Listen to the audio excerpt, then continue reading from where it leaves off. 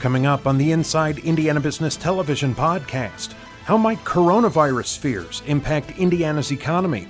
We spotlight a homegrown ride-sharing platform. What impact could a new Southern Indiana interstate have? We get an update on the state of commercial real estate. A small-town car wash presents a big opportunity for people with special needs. An Indiana Sports Performance Center continues to grow.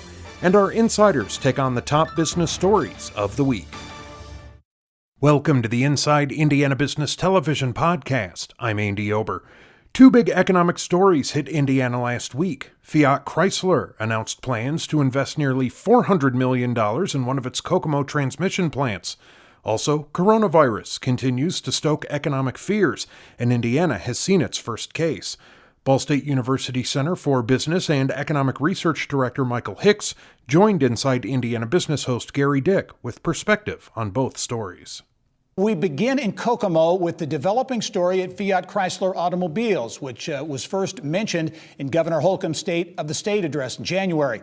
Our Mary Rachel Redmond is in Kokomo with more on the investment that marks the first time FCA has built an engine in Indiana. Mary Rachel.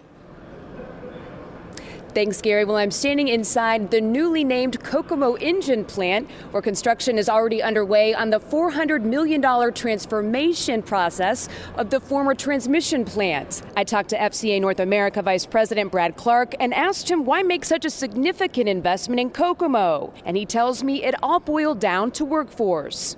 In 2010, the company made a decision to maintain transmission production here, and the workforce is just delivered for the company. And so when we looked at our global GME engine, it just made sense that this facility was available and the workforce was available to invest here. We're going to probably maintain around 1,000 jobs and have the potential to add about 200 jobs. But most importantly, it diversifies us from just being a transmission city to allow us to get into the engines. I already know that we have a world-class workforce in this area, so I have no doubt that this team's going to deliver. And no one is more excited about FCA's investment in Kokomo than Mayor Tyler Moore and the significant impact it will have on the community. The investment by Chrysler is very important to the city because it gives more assurance that the work is going to stay here, that the continued commitment to the community from Chrysler is assured, and it just gives everyone, especially the workforce themselves, as well as businesses throughout the community, that peace of mind knowing that the economy is going to continue to thrive with Chrysler here. And officials tell me the Kokomo engine plant will likely begin production in Q2 of 2021. In Kokomo, Mary Rachel Redmond, Inside Indiana Business. All right, Mary Rachel, thank you. Let's turn now to Ball State Center for Economic Research Director Mike Hicks with what this huge investment means, not only for Kokomo, but for Indiana. Mike, it's always great to have you on the show. Good to be with you. Off camera, you told me this investment, significant obviously, but really the kind of the roots of this date back maybe 10 years or so. Right. I think you have to go back to the policy reforms under Mitch Daniels, combined with all the good work that Mayor Goodnight did to make that city a place that people want to live. And so you heard on this segment, it's about workforce. That's where you locate factories today. This could have gone anywhere in the world and went to Kokomo for, I think, really those two reasons. Yeah, and I think that's a point to underscore. This could have gone anywhere. These engines, I think, now are being manufactured in Italy, and the U.S. production is going to be here. Could have gone anywhere, so there was obviously some things going right in Kokomo for this to happen. Right, and if you visit Kokomo, and you haven't been there in 10 or 15 years, you'll be just wowed by how attractive it is. It's a growing Indianapolis suburb with a lot of rural places around it to live. It's the place that a factory like this would want to go. Mm-hmm. It's got a great workforce, fantastic future in this, and I think it shows that the work you do 10 or 15 years ago are going to start bearing fruit. Yeah, great story happening in Kokomo. Let's switch gears a bit, but to the coronavirus. Getting a lot of attention, obviously, nationally, globally. The potential impact, as you see it, in particular on the Indiana economy, manufacturing economy, goods coming into this country from China. Where do you see things? Well, right now we import about $7 billion worth of goods a year. About half of that is automotive parts and components. And they come to us directly from China and then from other assembly plants around the country. Those have been idle in China from 6 to 8 weeks now, and most factories are going to have 90, maybe 120 days of stockpile. And so the supply chain has been broken when it actually hits. And factories right now are anywhere from 10 to 60% production, depending what province you are in China. That's going to cause a production interruption in Indiana. It's going to last however long the Chinese factories are down to deal with the spread of the coronavirus disease. So that's one impact. How about on the demand side, the Right. consumer, which has been so strong during the run-up of the economy? Right. So we've had a weak manufacturing year, so that's a supply side effect. Nobody can really do anything about that. We're just going to have to live through that. The demand side, which really is a couple of things. Stock markets are down $6 trillion, which is a big impact on people's interest in spending.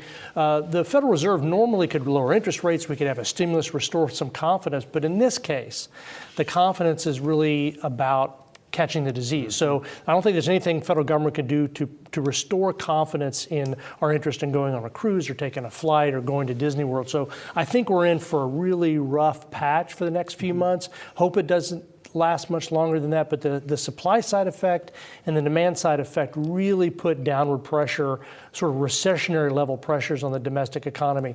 Indiana is really exposed on the supply side with factories, not as bad on the demand side. Great perspective from Mike Hicks, Ball State University. Mike, as always, thanks for being here. Good to be with you. All right. Still to come, a new interstate could have a 9-figure economic impact, and we look at the state of commercial real estate. But first, Nomad Rides is a Y Combinator-backed, commission-free ride-hailing service. The company, launched at Indiana University, says its drivers earn more and pay less than with other platforms. Co-founders Daniel Jones and Michael McHugh joined us with more.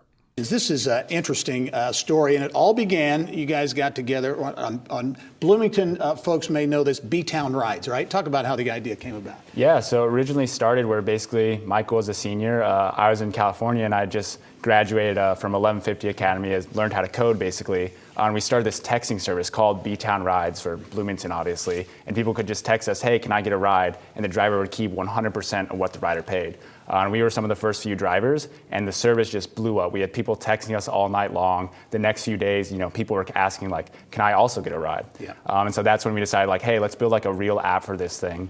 And it just got insanely popular after we released the app. All right, let's talk about it. How does it work? Because it's basically a non-commission model, very different than Uber and Lyft. Yeah, so we're actually the first commission-free rideshare service. So what that means is Uber and Lyft take up to a 40% commission on each ride. And what we do is we don't take anything. So our rider pays 20% less, drivers make 20% more, and then the way we make money is a monthly driver subscription. Okay, Michael, talk about the growth, because it launched in Bloomington, you got a strong presence there. You're in Champaign on the campus of the University of Illinois. You've got additional plans throughout the Big Ten footprint. Why do you think this has caught fire, if you will? Yeah, so growth-wise, it's kind of amazing. So we've both been working on this full-time for a year now, so a year last February. And since then, we've had to shut down the service in the summer when we went through Y Combinator. So we've only been fully operational now since, August. And now we're the third TNC licensed company in Indiana. And so the growth has just been, as Daniel put it in our Y Combinator presentation, it was absolutely bananas. Yeah, we'll talk about that Y Combinator for folks who don't know. It's basically a seed accelerator based out in California. So you all went through that for several months, right? Mm-hmm. Yeah, just got to learn from some amazing, awesome, super intelligent people. We were super fortunate to go through that program. Yeah. Growth opportunities. You talk about the Big Ten, but you have plans beyond Big Ten universities. Talk about those plans. Yeah, so we really want to go through all the Big Ten universities like Purdue, et cetera, and then go through the California schools, the Texas schools, the Southern schools, basically just the top 50 college towns in the United States. And we can build the third largest rideshare company in the U.S. just off these towns. And the way Daniel phrases the growth too is do you own a car? Or do you not own a car? And it's well, that's our market. So anybody who owns a car and or needs a ride, that's our market. So. As we were talking off camera, Uber and Lyft have essentially educated everyone to the rideshare model, to that process. But you've created something that the rider gets to ride for less money, the driver gets to keep more money. Seems like a win-win. it's absolutely more equitable solution than Yeah. what currently exists. Yep. All right. It's an amazing story. Started on the campus of Indiana University, is growing around the Big Ten. Daniel Jones and Michael McHugh, the co-founders of Nomad Rides. Thanks for joining us, and good luck. We'll follow the story. Yeah, thanks so much, Gary. Later in the podcast, is Indiana's commercial real estate market still growing? And a car wash with a greater purpose? But now, an economic impact study suggests a new interstate in the Orange and Lawrence County region could bring an economic impact of up to $150 million. Researchers also say the commercial defense industry in Indiana would have a lot to gain. Lawrence County Economic Growth Council CEO Chance Sizemore and Orange County Economic Development Executive Director Zachary Brown came in studio to talk about the project's potential. Zach, I want to start with you. This project, or this idea of a new highway in southern Indiana has been talked about for a long time. Why is it so important? Why is it so needed to have this new system? Well, we have developments, Gary, that have taken place over a number of years, and so we're finally starting to see the economic vitality of our community. And we know that this road will be aimed at improving the economics in Orange County and surrounding counties through connectivity, as well as options for population growth, workforce attraction, and so on. Yeah, and again, those who've been there understand it. Those who haven't been to southern Indiana don't maybe understand how disconnected it is. It's not easy to get from point A to point B. Absolutely. So currently, whenever we do have visitors come to the community, especially from the north, the fastest route on our GPS takes them through a windy country road. And so by adding the Mid-States Corridor project to our community, it gives us access to from outside the community into the community much easier, and then from inside the community outside the community. Let's talk quickly. You're supporting Route O. Again, there are 5 proposals. Route O. Talk about where that goes and why that's important. So for Orange County, Route O comes near Highway 56 from the Jasper area, east of Jasper, runs through French Lick and then through an area called Orangeville, a town called Orangeville, and then connects into what's now the Indiana 37, just north of Orleans, Indiana. All right. Chance, talk about why that route is important for Bedford and Lawrence County, but the region really. I know there are implications for defense, creating a defense corridor. There's tourism, obviously, in French Lick, so a number of items. Yeah, thank you, Gary.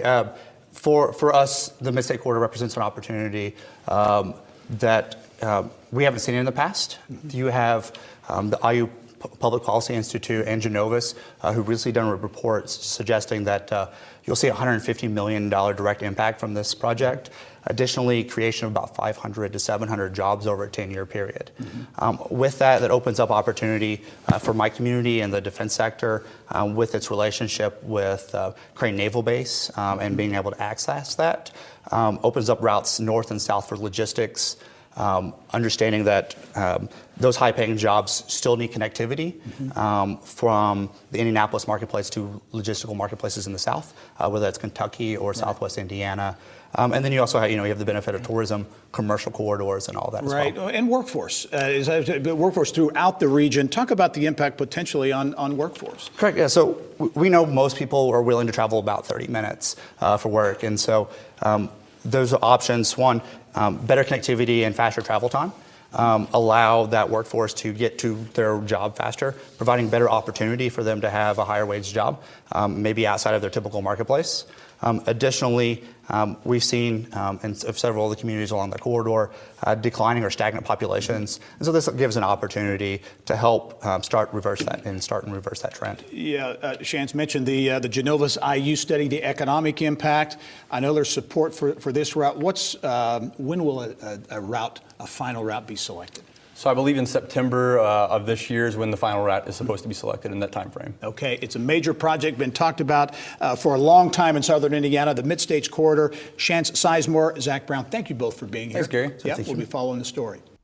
Remember, you can catch Inside Indiana Business Television on stations throughout the state every weekend. Head to InsideIndianaBusiness.com to check listings.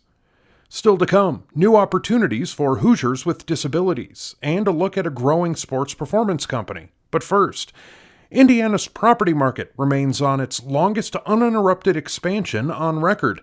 It will reach a full decade in July 2020. What's behind it, and can it last? Cushman & Wakefield Managing Director Jason Tolliver joins us with his take. All right, let's start off. I talk about that longest uninterrupted stretch. It really has been an amazing run. It's been a decade, can you believe it? Yeah. I mean, the industrial market, the office market, multifamily, retail, you name it, continues to grow. So I think that's going to continue. I think mid-year we're going to have about 10 full years of growth, and there's no signs that we've seen with the numbers you just shared of it slowing at all. All right, let's talk about some of the sectors in particular. The office market, as you look at that, both here in Indianapolis, but around the state, been pretty strong. Yeah, you know, it has been. And what's really interesting is now you see some of the strongest demand, not just in Indianapolis, it's occurring in Evansville and Fort Wayne and other markets. So those kind of smaller secondary markets have really strong growth stories. I think the outlook for them may be even stronger than Central Indiana. But when you turn to Central Indiana, all the different leasing profiles that we see are really strong as well. So I think that there's no indication that that's going to slow. Really bullish on the outlook. Yeah, and some of the industries driving office? Well, in Central Indiana, I mean, tech remains a key driver. We're seeing a lot of healthcare-related leasing, and then the professional and business services that are kind of the backbone of that continue to drive significant demand. So health across all three sectors, no reason to think that's going to change. Moving on to a sector that continues to be red hot, and that's industrial. Yeah, you can't. I mean, the worst bet to make is to bet against Indiana industrial. It continues to outperform not just the peers regionally, but it remains among the industry leaders nationally. Historic year last year in terms of new leasing demand, to continued expansions, attracting new folks to the state, and existing Hoosier tenants continuing to expand. I think that's going to be a key storyline that'll continue in the year ahead, and then it's going to be a story of supply and construction. Mm-hmm. Seeing a pretty significant uptick in that, and so that's something to keep your eye on.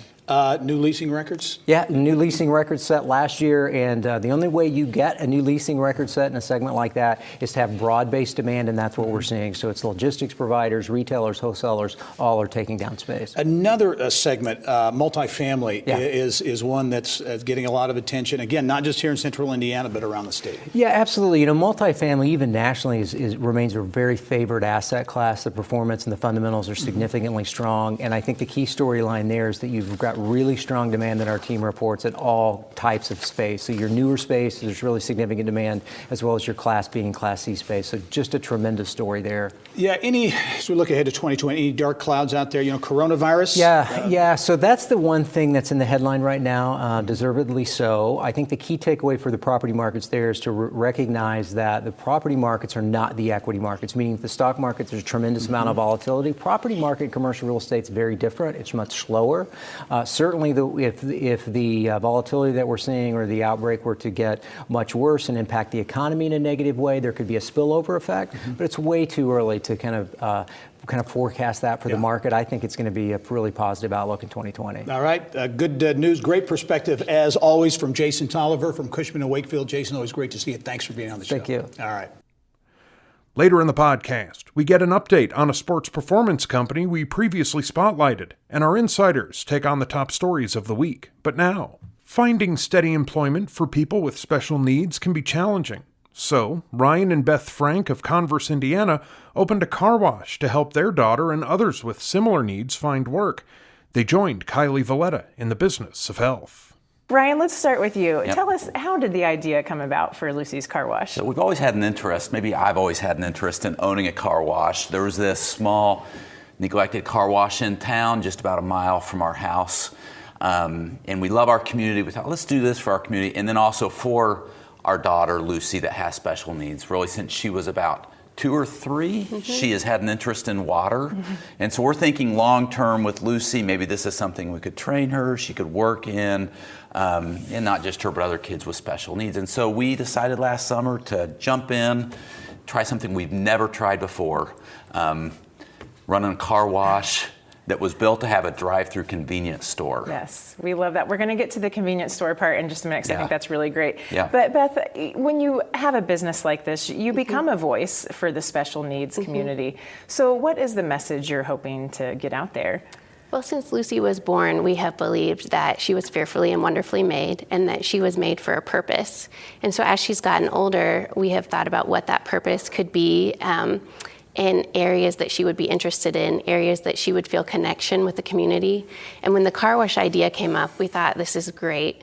And also for the students that she's in school with, for other adults in our community that have special needs, we really want to provide a place for them where they feel connection with the community, where their differences are celebrated, and basically a place where they can shine, where they come and they have a purpose and they enjoy it and they shine. And a lot of families after high school don't know what to do, and so this is a place for them to go every day and earn some money. So let's talk about the uniqueness of it, because the drive-through convenience store part is interesting. You don't see that much in Indiana. You don't. So tell us a little bit about that. You don't, yeah. So when we bought this place, it was built originally like 15 years ago to have a drive-through convenience store. So we decided, we both have an interest in gourmet sodas and fun food. We're kind of foodies. Let's open this drive-through convenience store back up. So we've done it. So you literally, if you've never been to a drive-through convenience store, you don't get out of your car. So you just pull your car in. Someone from the Lucy staff comes out, welcomes you. You find yourself in the middle of this convenience store. There's racks on one side with snacks and candy and food, and coolers on the other side. And then we have a small kitchen where we're serving some hot food in the morning, like biscuits and gravy. Throughout the day, things like nachos and pretzel bites and breadsticks and fountain drinks and gourmet sodas. So it's been a really fun experience. It's a really unique food items, and I know kind of your passion project is the sodas. Yes. Beth, so tell us a little bit about the sodas, because those are fun too. Yes, I love soda, and so that was very important to me. But one of our most popular drinks at Lucy's is the Golden Eagle, and it's just a root beer base with some butterscotch and some vanilla flavoring, and then it's got some cream in there also to make it extra creamy. So it sounds delicious. It is. It's very good. Sinful, but it delicious. does. They're very good. So I think it's interesting too that the town has really thrown its support behind this company, behind your business. You've only been open a few months. Tell us what it's been like. Yeah, it's crazy. Facebook has been so good for us. We really haven't spent $1 on marketing, but the small town community school system, the people have just gotten behind it. And we've got a lot of likes on Facebook and a lot of engagement on Facebook every day. Literally every day, people are posting pictures of themselves with their Lucy's gourmet soda or hot dog, and they're getting shared and talked about. So it's been fun. It's been really neat to see the community get behind this. We were talking about you have more Facebook likes than you do population-wise in Converse. We do. Which means I don't people are understand coming from far away to support you. Well, they are. Yeah, right. We're very, very thankful, and it's been fun. Just a few seconds left, but you have some online businesses, but this is your first experience in a brick and mortar business. What has that learning curve been like for both of you? There has been a learning curve, but we have both enjoyed, when we're there working, it does not feel like work at all, because we love being with the people. When you have a brick and mortar and you're out there and you're seeing people from your community and talking to them, it never feels like work. It just feels like we're having fun. Good. Well, it looks like a fun place. Congratulations, and keep us posted on the growth. Will do. Thank you, Kylie. Thank you. Still to come, perspective on the top business stories of the week from our panel of insiders. But first, in 2017, Inside Indiana Business first profiled Genesis Sports Performance. The company has grown to provide services to multiple NFL players, a host of collegiate athletes, and many more. Co-owners Graham Wilkerson and Dale Speckman talked about the growth on Inside Indiana Sports. Graham, I'll start with you on the entrepreneurial side, because you played football at DePaul, you got a good job in medical sales, but you really wanted to do this, get into fitness and create your own business. So you chucked a fairly stable opportunity for something unknown. What was that process like?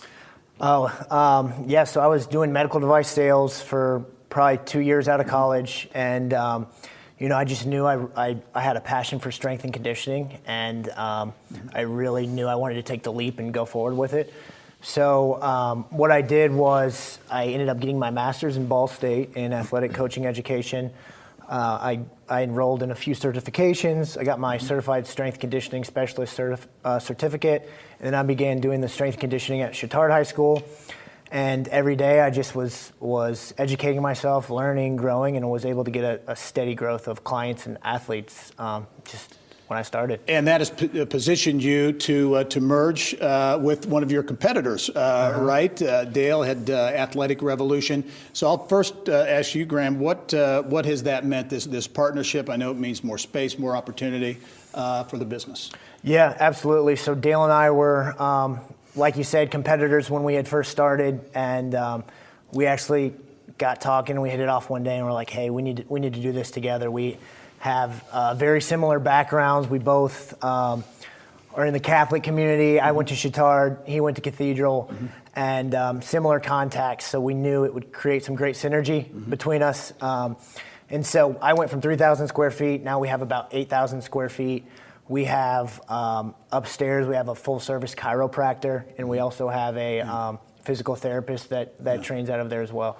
Dale, you started your company about 12 years ago. Talk about the strength and conditioning, physical fitness, that industry, if you will, because very competitive, a lot of folks out there. How have you seen it change over the years? I think in the last decade it's really changed because it's gotten more specialized, which much to my chagrin, I think especially younger athletes need a really well-rounded training regimen. They need stable joints. They need overall training, core stability, core strength, things like that. And if you kind of just look at sports these days, like travel baseball, for instance, kids are kind of getting pigeonholed into one sport way too early. That's something that I would like to continue to combat and just make it known to parents that it's really important for kids to play as many sports as they can, as long as they can, and to have a really well-rounded training regimen at an early age and not be so specialized. You've got the youth sports, the younger athletes, certainly a growing piece of the business, but you've also got some big name NFL players, Zach Martin, Nick Martin, Ted Karras, among those. So kind of give some notoriety to the business too, to have some of those big names training there. Yeah, it's great to work with guys like that, and they came over with Graham's business, but it's awesome to have them in the building now. It's fantastic to work with guys that are that advanced, but it's also just as rewarding, and maybe even as rewarding, to work with the little guy that's 9 or 10 years old that's just getting started in the athletic field as well. Yeah, Graham, as you look going forward, is areas for growth, potential growth, because you got more space now, adding more services and those types of things. Do you see this as a growth opportunity going forward? Absolutely. One of the great things that we just added is all of our athletes and adults, they get assessed by a physical therapist before they enter within our program. So then while we're doing group training, we offer kind of a customized training approach to each individual. So we're going to continue expanding on that. I think that sets us apart. And then we have Little Cheetahs program, which we just instituted. And that's a way for us to kind of fight against that sports specialization we see in today's youth. So all sorts of age-appropriate obstacle course, jumping, ball throwing, hand-eye coordination, to get some of those athletic skills at an early age that they might not be getting through an individual specific sport. Genesis Sports Performance, a growing company on the north or near northeast side of Indianapolis. Graham Wilkerson, also Dale Speckman. Thank you both very much. Thank you. Good luck going forward. Thank you. And finally, our insiders weigh in on topics including coronavirus and its impact on the Hoosier economy. This week's panel includes First Person Executive Vice President Paul Ashley, Business Furniture CEO Mary Beth Oakes, and Fagery Drinker Biddle and Wreath partner Murray Clark. Coronavirus is dominating the news, so why not dominate the insiders this week? Murray, as you look at this, obviously getting national and global attention, but also increasingly in individual states like Indiana, a manufacturing state. What will the impact be on supply in goods and products coming into the manufacturers, all those types of things. As you look at this, where do you see it going? So public health aside, right? Yeah. I think you're right. On the economic side, it's about the supply chain. And of course, China and the Pacific Rim, has come down under an economic lockdown. Now, I'm told, or I'm led to believe, and I hope, that China's gotten through the inflection point on new infections and is starting to open up plants and start manufacturing again. I hope that's the case, because I think that'll be very helpful. There's still obviously a lot of uncertainty outside in this country, in North America, and so forth. But hopefully, they've turned the corner anyway. Yeah. Do you think, in terms of the impact, that uncertainty, especially as it relates to consumer confidence, we saw what the markets have done, these wild swings up and down, but that could be ultimately the biggest impact is on the consumer and willingness and wanting to spend and do the things that the consumer has done for the last decade to really drive the recovery? I do, and on the public health side, you're talking about a virus that is more lethal than the common cold or common influenza, but really less lethal than many of the pandemics we've seen the last 25 years, SARS, Ebola, but very infectious, and people, and you can have it and not show any symptoms, and there's just such uncertainty. With it. And certainly one impact on business is on travel in general, but businesses looking at Car Global and Carmel really reducing travel around the country and around the globe for them. And I know, Mary Beth, something's impacted you, right? Yeah, so I know we have suppliers out of China that do business in China, and our lender, our bank, actually called me on Monday morning to find out if we'd been feeling the impact of that yet, and we have not. I mean, at this point, we don't see anything slowing down with products being shipped to us. We have not been notified. Really those suppliers are just talking about the same things we're talking about business travel. How do you stay connected? How do you keep the operations going? But no direct impact yet. Yeah, and you haven't reduced travel, but something you're obviously have to keep we have not changed any of our plans. And I've talked to a lot of our clients who are global companies, and none of them seem to be feeling that impact yet of the supply chain. It is really more just about being mindful about business travel, best practices for employees. How do you, have some contingency plans that you're thinking about if something were to shift into our state? Paul, you have seen some impact, though, right? Yeah, we have. So on Tuesday, we got word from our global national affiliation, NFP, that said, hey, we're not going to have our conference, which was set to begin next Monday through Wednesday. And we thought that was odd because it's all 1,200 domestic folks and really no restrictions.